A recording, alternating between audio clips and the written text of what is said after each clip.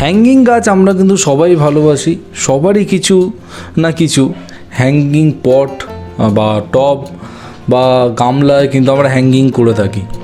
আমার বাড়িতেও বেশ কিছু হ্যাঙ্গিং আছে, আর রিসেন্টলি কিন্তু আমি সেগুলো করা শুরু করেছি। তোমাদের তো আমি যখন আমার গার্ডেন ওভারভিউ দেখাই তখন কিন্তু দেখিয়েছি। আর এই গাছটা তার মধ্যে কিন্তু সবথেকে সুন্দর। এই গাছটা আমি রিসেন্ট না হলেও বেশ কিছু মাস আগে আমার এক বন্ধু আমাকে গিফট করেছিল। সো সেই গাছটা এই রকম রূপ আজকে নিয়েছে। সো এই গাছটা নিয়ে আজকে কথা হবে। আর যারা জানো না তাদের জন্য বলছি, এর নাম হচ্ছে ওয়ান্ডারিং জিউ। খুব ইজি গাছ। এটা এমন একটা গাছ যেই গাছে কোনো খাবার যদি নাও দাও, শুধু জল দাও, তাহলেও কিন্তু এরকম সুন্দর হবে আর এরকম দারুণ হবে। এই গাছটা কিন্তু আমি খুব বেশি খাবার দিই বা খুব বেশি কেয়ার করি সেরকম কিছুই না। জাস্ট আমি টাইম টু টাইম জল দিই, ব্যাস, তাতেই কীরকম গ্রোথ নিয়েছে খালি তোমাদের সামনেই দেখো। আর এই গাছটার প্রপোগেশন যদি বলি, খুব ইজি। জাস্ট একটা ডাল কেটে সেই ডালটা যদি তোমরা জলের মধ্যে দিয়ে দাও, নর্মাল জলের মধ্যে দিয়ে দাও, আর 2 দিন অন্তর সেই জলটা কিন্তু তোমাদের চেঞ্জ করতে হবে। তাহলেই কিন্তু খুব সহজেই একটা ডাল থেকে চারা তোমরা করে ফেলতে পারো। যদি জলে না দিতে চাও তাহলে ডালটা যদি কোকোপিট বা বালির মধ্যে যদি পুঁতে দাও, তাহলেও কিন্তু খুব সহজে এর থেকে চারা তোমরা তৈরি করতে পারো। আমি দেখো একটা তোমাদের দেখাচ্ছি। আমি জাস্ট সিম্পল প্লেন জলের মধ্যে দিয়ে রেখেছিলাম, কীরকম শিকড় বেরিয়েছে। আর এটা মাত্র 1 সপ্তাহের মধ্যে এরকম শিকড় বেরিয়েছে, এরকম গ্রোথ নিয়েছে গাছটা। আর এটা কিন্তু প্ল্যান করার জন্য একদম রেডি। কিন্তু তোমরা যদি চাও এটা কিন্তু জলেও গ্রো করতে পারো, জলের মধ্যেও কিন্তু এগুলো খুব ভালো হয়। খালি খেয়াল রাখবে যে জলটা কিন্তু তোমাদের অন্তত 2 থেকে 3 দিন পর কিন্তু চেঞ্জ করতে হবে, তাহলেই কিন্তু গাছগুলো ভালো থাকবে। ব্যাস, আর কিচ্ছু সেরকম কিছু রোগ পোকা বলো বা অন্য কিছু লাগে না। হ্যাঁ, এবার অতিরিক্ত জল যদি মাটির মধ্যে তোমরা করো, আর মাটিটা যদি ওয়েল ড্রেন না হয়, তাহলে কিন্তু জল জমবে। আর অতিরিক্ত জল যদি জমে থাকে গোড়ায়, তখন কিন্তু গাছটা কিন্তু পচন হতে পারে। এখানে দেখো আমি একটা যেই মাটিটা নিয়েছি, এই মাটির মধ্যে মাটি আছে 40%, 30% আছে কম্পোস্ট, আর 30% আছে প্লেন যে স্যান্ড, লাল যে বালি। ব্যাস, আর কিচ্ছু নেই, কোনো খাবার নেই, কোনো কিচ্ছু নেই। এইটার মধ্যে দেখো আমি গাছটা প্ল্যান করেছি। আর এই রকম ধরনের যদি হালকা মাটি তৈরি করো যেখানে বালির ভাগ বেশি থাকবে, চাইলে তোমরা কিন্তু কোকোপিটও ব্যবহার করতে পারো। কোকোপিট 20%, বালি 20%, এরকমভাবেও কিন্তু রেশিও তৈরি করতে পারো। এরকমভাবেও কিন্তু মাটিটা বানাতে পারো, সেখানেও ভালো হবে। সবসময় চেষ্টা করবে মাটিটা যেন হালকা থাকে, মাটিটা যেন ড্রেনেজ ব্যবস্থাটা খুব ভালো হয়, জলটা যেন জমে না থাকে। এই একটা জিনিসই খালি কিন্তু তোমাদের লক্ষ্য করতে হবে এই গাছটা করার জন্য। আর কিন্তু সেই রকম এই গাছে কোনো রকমের সমস্যা আমার চোখে তো পড়েনি। পোকার উপদ্রব এই গাছে খুব একটা আমি দেখিনি।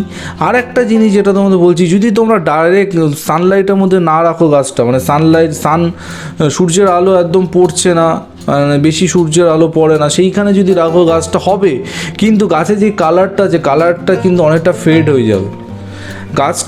গাছটা কিন্তু তোমরা ব্যালকনিতে খুব ইজিলি করতে পারো, যেখানে 2-3 ঘন্টা ডাইরেক্ট বা ইনডাইরেক্ট সানলাইট আসে, তাহলেও কিন্তু হবে। কিন্তু যেই জিনিসটা হবে সেটা হচ্ছে তোমাদের যে গাছের যে রঙটা, যে বেগুনি পার্পল কালারটা যে দেখছো, ওই কালারটা কিন্তু অনেকটা ফেড হয়ে যায়, এটা আমি দেখেছি। সো এইটাই হচ্ছে এর একটা ব্যাপার। সো তোমাদের কিন্তু সানলাইট কিন্তু গাছে দিতেই হবে, সে ডাইরেক্ট দাও ইনডাইরেক্ট দাও। আর সানলাইটের মধ্যে যদি গাছটা থাকে খুব ভালো হবে। আর এই গ্রোথটা দেখেছো মাত্র 1.5 থেকে 2 মাস এরকম গ্রোথ নিয়েছে গাছটা। আর এখান থেকে আমি প্রচুর চারা তৈরি করেছি। আর যত কাটবে তত কিন্তু এই গাছে গ্রো হবে। যেরকম জানো আমরা চুল কাটি, আমরা নখ কাটলে কী হয়, যে শেপটা ভালো থাকে, আরও কিন্তু ভালো গ্রোথ নেয়। এখানেও কিন্তু সেম। সো ওয়ান্ডারিং জিউর পাশেই দেখতে পাচ্ছ আমার জেট প্ল্যান হ্যাঙ্গিং জেট প্ল্যানটা আমি কিছুদিন আগে প্রুন করেছিলাম। এর মধ্যেই আবার ডালপালা বেশ ছাড়তে শুরু করেছে। আর তার ওপরে আমার আরেকটা হ্যাঙ্গিং খুব আমার প্রিয়, এটা হচ্ছে টার্টল ভাইন। টার্টল ভাইনও খুব ইজি গ্রো করা। যদি তোমাদের ইচ্ছা হয়, তোমরা যদি দেখতে চাও তো বলো, আমি টার্টল ভাইনের ওপরও কিন্তু একটা ভিডিও বানাবো খুব শিগগিরই। তোমরা বলো তোমরা কি চাইছো টার্টল ভাইনের ডিটেলে ভিডিও, তাহলে অবশ্যই কিন্তু তোমরা কমেন্ট করে জানিও। আর এইখানে দেখো আরেকটা হ্যাঙ্গিং, এটা হচ্ছে বলিভিয়ান জিও। এটা টার্টল ভাইনের মতোই কাইন্ড অফ দেখতে, কিন্তু পাতার শেপ আর কালারটা কিন্তু আলাদা, মানে অসাধারণ। মানে তোমরা যদি হ্যাঙ্গিং করো, আমি বলবো এই গাছগুলো অবশ্যই কিন্তু হ্যাঙ্গিং করো। খুব কম কেয়ারে, খুব কম সময় কিন্তু সুন্দর হ্যাঙ্গিং তৈরি হবে। আর হ্যাঙ্গিং করার জন্য যে শুধু হ্যাঙ্গিং টব লাগবে এরকম কোনো ব্যাপার না। এই ওয়ান্ডারিং জিওটা দেখো, আমি একটা নর্মাল প্লাস্টিকের যে গামলা আছে, গামলার মধ্যে কিন্তু আমি এটা তৈরি করেছি, আর এটাকে ঝুলিয়েছি হচ্ছে টায়ারের যে দড়ি সেটা দিয়ে ঝুলিয়েছি। মানে এতটাই শক্ত হয় টায়ারের যে দড়িটা, তো মানুষকে ঝুলিয়ে দিলেও কিন্তু মানুষ ঝুলবে। সো এইভাবে তোমরা যদি গাছটা করো খুব ইজিভাবে, মানে একদম লো মেনটেন্যান্স গাছ, তোমাদের গাছ কিন্তু খুব সুন্দর হবে, খুব ভালো হবে। আর বাড়িতে হ্যাঙ্গিং করার জন্য খুবই ভালো, বেশি স্পেস নেয় না, অল্প স্পেসেও কিন্তু তোমরা এই গাছটা করতে পারো। আর খাবার বলতে আমি এই গাছে মাসে একবার সিউইড এক্সট্র্যাক্টের যে জলটা আছে, সেই সিউইড এক্সট্র্যাক্টের জলটা এই গাছে দিই। আর কিন্তু আমি কিচ্ছু দিই না খোলের জল দিই, কিছু দিই। খোলের জল দিই না কারণ আমাকে আমার একটা গার্ডেনার বন্ধু বলেছিল যে খোলের জলটা ঠিক এদের শ্যুট করে না, সো আমি এদের খোলের জল দিই না, তার পরিবর্তে সিউইড এক্সট্র্যাক্ট দিই। সিউইড এক্সট্র্যাক্ট তোমরা খুব সহজে যে কোনো নার্সারিতে, অনলাইনে যে কোনো জায়গায় পেয়ে যাবে। সো আমি এই খাবারটাই দিই। আর তোমরা যদি চাও এনপিকে স্প্রে করতে পারো, ব্যালেন্সড এনপিকে অবশ্যই 19-19-19 বা 20-20-20।